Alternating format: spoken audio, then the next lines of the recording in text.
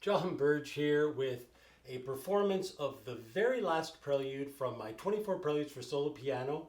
This prelude is in D minor and it has the subtitle in French, Le Fin, or in English, The End.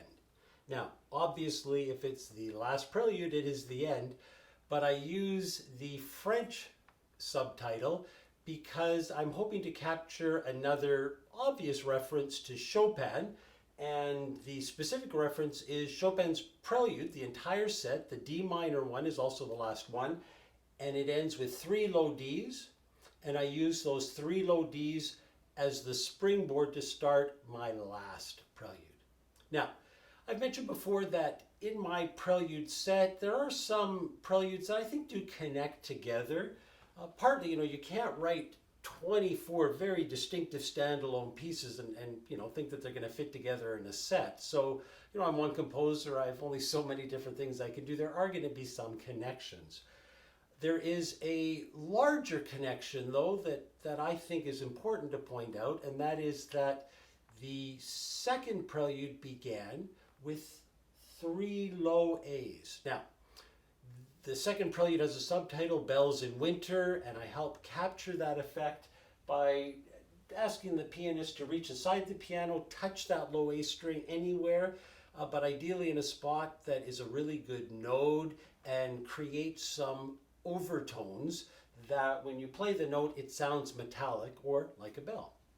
But those 3 low A's, eventually they're so stark and they stand out. I don't think it's too much to ask a listener to connect them to the 3 low D's that you're going to hear to begin Prelude 24. The other aspect, of course, is, the first prelude was a C major, and then you hear those 3 low A's. So now what we're going to have is we're going to hear those 3 low D's and then the last prelude. So these 2 moments are symmetrical, if you like. The first prelude and then the 3 low A's and the 3 low D's and the last prelude. The other reference to Chopin's D minor prelude, though, that I think can be found in mine is more of a process description. Now, the wonderful thing about the way Chopin designed his preludes and why many composers who have written 24 preludes subsequently follow the same design is that by beginning with C major, A minor, or 2 keys that are a major and minor pairing that share the same key signature, they'll flow really nicely together. And then he moves up through the circle of fifths, and just adding 1 sharp is just such an easy thing to do, or taking away a flat. And when Chopin gets to the very last prelude, the D minor one, he encapsulates that process of modulation in the actual structure of the D minor prelude. So it's really like a small miniature compendium of everything that's happened before, but just truncated. So we begin in D minor, and then there's an answering phrase that goes to a big cadence in F major. And then he takes that opening passage and just does it in A minor going to C major. Again, same pair that we started with. So he's actually continuing to get back home, but starting with the minor and then going to the relative major.